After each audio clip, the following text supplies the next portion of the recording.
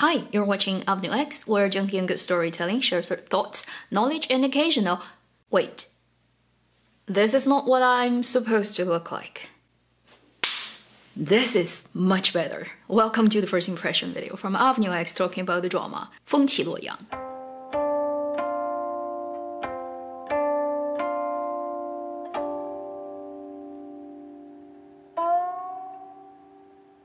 Luo Yang is a 39 episodes period drama that's being aired on the platform iQIYI. It is based on the novel written by Ma Boyong, directed by Xie Ze, led by Huang Xuan, Wang Yibo, Song Qian, Song Yi, and many familiar faces. This is a Tang Dynasty setting drama, more specifically a period of Tang Dynasty that's actually not called Tang, because it got ruled by a female emperor, and her name is Wu Zetian.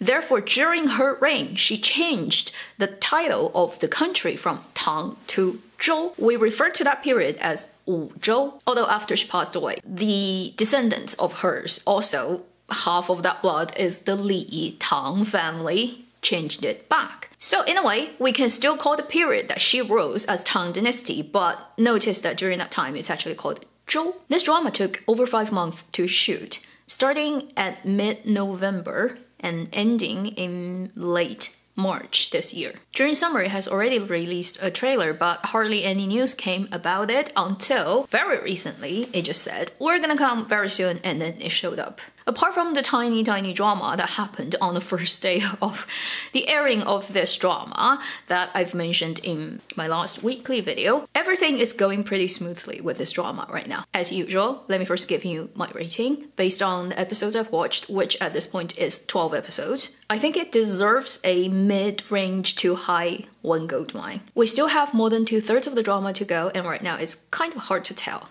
how it's gonna pan out. As Chang'an 12时辰 was set in Chang'an, 风起洛阳 is set in Luoyang. Because geologically, Luoyang is to the east of Chang'an. Often it also gets referred to as Eastern Capital. As this story is set in Wu Zetian ruling period during Tang Dynasty, and it is true that at that period, she moved most of her court and her residence to Luoyang and spend a lot of time there. If you are an enthusiast of human history, city building, urban planning, all that, you probably have heard about the story of Chang'an and Luoyang. For a time in history, Chang'an had a huge population, and over the decades and time, it caused a problem for its underground water getting polluted to the point that it's no longer drinkable. Even if you dig really deep well, the water is still blah, unhealthy, unsafe, tastes like shit, and that caused the city gradually to decline. Chang'an at certain time in history become not quite inhabitable and then livable by the rich and powerful, therefore they moved to other places. Luoyang, also historically very important city, took that function. As for the drama itself, it features the 3 leading characters played by Huang Xuan, Wang Yibo, Song Qian. Huang Xuan comes from humble background. He is a member of the Buliang Shi, who are a type of patrolling police of the city at the time, but they're not very well respected. They're not officials. They're more like a type of hired servants of the officials. A lot of hard work to do and very little respect. And he's on a revenge and investigating mission from the beginning of this drama, trying to find out what happened years ago and trying to seek revenge. Wang Yibo plays Bai Li Hongyi, or Bai Li Erlang. Erlang is the second son, because he is the second son of the family. Bai Li family is a powerful, well-known family, but they're not as well established as some older clans and families. If you've watched my video on Forever and Ever or One and Only combined video talking about Weijin Nanbei, since that period until Tang Dynasty, the presence of the aristocrats, the clan families, how important they are. So basically he is from a powerful family, but not as well established as some even more powerful families. So kind of sandwiched in a weird place. And his father tries to climb up the ladder and get even further on by marrying him to a more established family's girl played by Song Yi. But as Bai Li Hongyi, this person he doesn't care about marriage, doesn't care about politics. He's a little bit high functioning in designing things, figuring out the mechanics like a natural born engineer. Plus he likes to eat and he is a gourmet reviewer. Obviously, it's gonna get connected to Huang Xuan's revenge mission. And then Song Qian's role, she plays the character called Wu Si-yue. If you hear the name Wu, you know she belongs to the clan of the emperor, the female emperor Wu Zetian. Historically, when Wu Zetian was in power, she did use a lot of the Wu family people. Wu Si-yue in this drama setting comes from a very side branch of the family, so she is related to the emperor by blood, but not very close. She is one of the small leaders of the 内卫, which is inner court guards who directly report to the emperor. And she also gets involved in this criminal case investigation. And Song Yi's character, who married Wang Yibo's character, is also her girlfriend. So everybody got linked together and they all ended up with a certain role to play in finding out a case step by step and finally figure out what is the big conspiracy that is going on in their city. Now let's talk about the things that are good and not so good about this drama. The first positive thing about this drama is, wow, the smell of money. The moment you start watching the drama, it's gonna ram in your face. The physical existence of money, it's gonna hit your face like a crazy shower in summer. It has long takes running through a crazy, busy, packed streets filled with architecture details, prop details, costume details, extras, horses, camels, mules, so many things going on. 1 second of that costs God knows how much money. So if you enjoy the grandeur of a really expensive drama, of costumes, of props, of the time setting and everything just looking lush and beautiful, oh yeah, this probably would be the drama before 2022 come. Don't think it's gonna be another one that can compare to this one within a month's time showing up. Also, I appreciate that it has that rich color contrast, texture, oil painting, cinematic. Don't think the camera work is as good as 长安十二时辰, but it's good enough. People have normal human skin color. No one is intentionally whitened to the point that they're whiter than Caucasian people, which doesn't make sense. One thing I want to remind people of is if you're really into costumes, don't take this drama too seriously. It's not even close to how well researched 长安十二时辰 is, and 长安十二时辰 is not that really perfectly researched either. So this drama added a lot of imagined elements into the costumes, into the details of pretty much everything that shows up on camera. So just don't take it as study material, basically. That's one big point that has a lot of little points in it. The second good thing about this drama is very fast pacing, no wasted moments. If you're worried about things getting too watered down, well, at least in the first 12 episodes it didn't happen. Not saying it's not gonna happen later, because we all know what happened to 长安十二时辰. Third thing I really like about this drama is it has a lot of fighting sequences and it's very well done.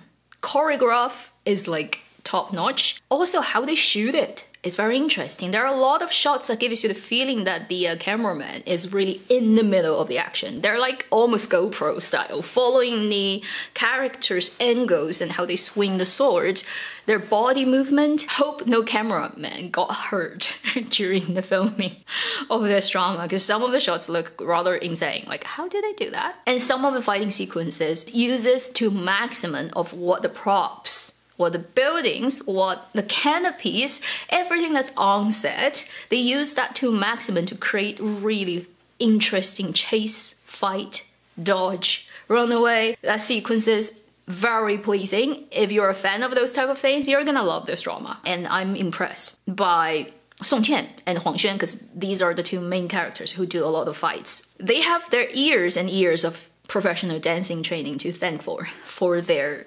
ability, using their physical body and arms and everything to show the incredible fighting sequences. In case people don't know, Huang Xuan is a professional dancer. Very, very good, actually, before he became an actor. Although, again, the weapons are not very accurate to its period. If you're an expert of historical weapons, you probably will cringe like hell when you watch what they use and how they use it. Pretty much nothing is correct. Then I lost count of the points, but I also appreciate this drama. Everyone uses their own voice, and a lot of it sounds like on-set recording instead of ADR. You will be able to hear if you wear headphones. In the middle of a conversation, one line sounds different than others. That probably is ADR'd because the original recording had too much noise, but when they can, they will use on-set recording. You'll hear a lot of environment sound, you'll hear a lot of imperfect recording. I feel the on-set recording of this drama probably tried its best, but at points it's not very well recorded. You hear way too much noise and its environmental ambience. But then I still appreciate that. I'd prefer that than super clean.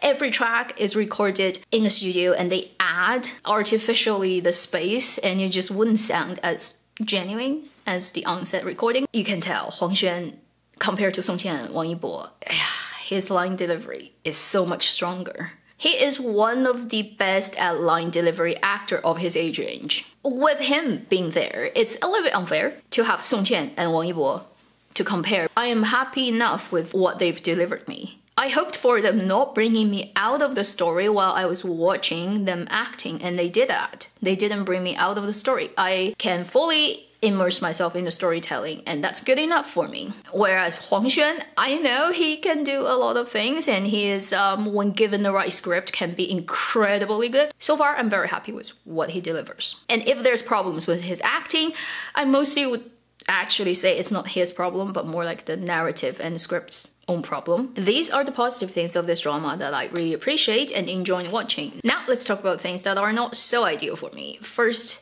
I don't quite like the music of it. I'd rather they reduce the amount of BGM that's kind of going on all the time. Then the style of it sometimes gets really Indian underworld. Haunting singing voice and this comes up when I know it's supposed to be a little bit scary, a little bit threatening, impeding doom type of style, but come on, it's just so in your face and it's really loud. When you're watching it, probably don't turn the volume too high. Particularly if you're using headphones, don't turn it up too much. I've warned you, okay, for the health of your eardrum. Second thing, also a technical aspect, although I think the production quality is really, really satisfying. It has a little bit too much slow-mo going on. When it tries to show you, wow, that fighting move is so cool. The slow-mo of the water falling and it flies up. And the moment somebody jumps out of the window and ooh, super slow. A little bit too much. It gives you the feeling of you're trying to show off how cool it is. It only works if the audiences are not very consciously aware of the fact that you're trying to be cool. As soon as they become aware of you are trying to make them feel you look really cool and posh, then it fails. And it's doing a little bit too much of that. It also gives you the feeling that it's trying to sometimes fill up the time, but sometimes trying to sell the emotion and atmosphere too eagerly to the audiences instead of let the audiences get into the story voluntarily. They're trying to just throw too many things at you. I'll try not to spoil it for you, but still explain what I mean. Huang Xuan has a scene in current time of the drama setting, kind of having a big offloading of his emotional baggage. Very emotional moment, brilliant acting from his end. And then it cuts to a scene that is basically his memory of what happened in the past. And in the past, the moment when he made up his mind to revenge. And that scene is shot with a lot of intentional, emotional design. For example, rain at night, right? Crazy water fall down. It took probably the whole crew a whole night to film that type of scene, and everybody's drenched by fake rain machine, and it's not gonna be comfortable to shoot because they shot during winter. Visually, it's brilliant. His acting has no problem. Nothing has problem apart from the fact that you don't need the scene. It doesn't actually add any important, useful information to the story itself, whether you see the exact moment when he makes up the mind to do revenge or not. And this drama has this type of scenes quite often, and I'm worried about later episodes. Usually when things slow down a bit, they're gonna need more of such moments that just looks really great. It costs money to shoot, but does it actually do anything for the story? So while I was watching that, I started to worry about it may become a second 长安十二时辰, where the story just starts to drift off in the later half of it. While it still looks amazing, it constantly throws visual stimulants at you, make you go, wow, it costs so much money to make, wow, that's spectacular, but then story is kind of shitty. I hope that doesn't happen to the second half of this drama, but if it happens, I wouldn't be too surprised. The final thing on the negative end is if I have to be very picky at this drama and think carefully about certain plots and certain character setups and why people are the way they are, doesn't quite make sense. For example, for the character Song Yi is playing, she is playing 河东柳氏 daughter. So one of the most powerful aristocrat clan family at the time, well-established, hundreds of years history family. And she is kind of the only daughter of her generation. She's brought up by her uncle, who is now the leader and head of her Liu family. She marries to Wang Yibo's character. The way she acts once she got married in his family is just very far away from what is standard for that kind of high birth lady who basically grew up buried in gold and silver and not meant to do any laborious job in any sense. And she acts like a little wife who's like cooking in the kitchen, getting herself all messed up and trying to be like husband pleasing. I know the writing sets her up as she knows him from her childhood and she likes him very much, so she insisted marrying into his family. But realistically, okay, I'm just thinking logically, she also has a more prominent family background and education on her as compared to his background. The more reasonable thing would be she still would maintain a level of superiority when she marries over, and there's no need that she needs to act like a little wife. All those laborious jobs would just not be in her perception of something that she should be doing. It's all the servants, the slaves' job of doing that. Also, Song Qian's character. I just can't deal with the scenes where her brother, who is also 内卫 inner guards leader and kind of her boss, keeps nudging her about, you're a girl. You don't need to do this and that. You only need to care about marrying a good family. And don't do this job, it's too dangerous. You know, you should stay at home and find a husband. Really? Really? That is just not making any sense. They are from the Wu family. They're from the female emperor, the only female emperor, Wu Zetian's family. They are her relatives. And during the Wu Zhou period of Tang Dynasty, it is the maximum of women's power and rights during imperial China. Girls dress as men, go on street, and nobody has any problem with it. In courts, there are very prominent female people who have super like crazy political powers. As a master of Kung Fu, coming from the Wu family, as a leader of the inner guards, the making sense version of her would be she goes around like a man, and no guy dare even judge her just because of her gender. She would be like, you cannot even win me at a fist fight. How dare you, talk to me like that? And no guys would dare, really. And she would be like so not getting the concept of, because I'm a girl, I need to do this and that. Certainly not her brother. Like, it just does not make sense for the particular time setting. Also, like Wang Yibo's character setup, he might be a genius, but you can't be a genius at everything. He has super taste of food. He is a master of gourmet food cooking. He also knows anatomy. Where did he get that training? You can't just know it. And there was no video recording back then. If you are not a proper professional coroner, there's no way that you can get hold of a body and just cut it open and figure out what happens. And he somehow knows it as an aristocrat man. And then he knows about log engineering too. Then he knows about how to purify copper. He knows about architecture. He's in charge of building the big temple, and then right from the beginning he quit the job. I'm not saying historically there cannot be a Renaissance man in Chinese history, but let's be honest, he's so young. He's barely 20 years old. Where did he get the opportunity to learn that much knowledge and be an expert of everything? And it's more like because we need him to know this part of the things and for this part of the plot, therefore he is like that. But think about the logic. It does not make sense. You have to kind of voluntarily ignore all these things that just doesn't quite sit correctly with your anticipation or the logic of its setup. Think too much, it will impede your enjoyment of this drama. That would be my rather long first impression of Luo Yang. I think I've covered everything I want to talk about, and probably too much. I sincerely pray for the later parts of the drama not to drop, not to have the classic problems that Chang'an had. It wouldn't be the greatest period drama I've ever seen, but it will be good enough. Particularly for 2021, when we've had so many incredibly, unimaginably crappy dramas. Thank you for watching Avenue X. I'll see you in my next video. Meanwhile, live long and happy drama watching. And I'm doing it as a man because I'm dressed up as a man. If I'm a woman, I'll do it that way, but hey.